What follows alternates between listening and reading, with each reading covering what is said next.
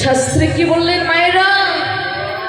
গঙ্গার পরশে হয়ে পশ্চিম পাবো আর বৈষ্ণবের দর্শন হয়ে শুদ্ধ হেম।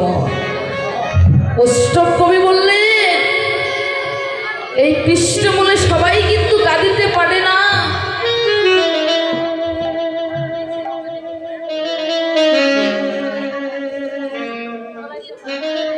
তবে কিন্তু তোমার যদি কৃষ্ণ বলে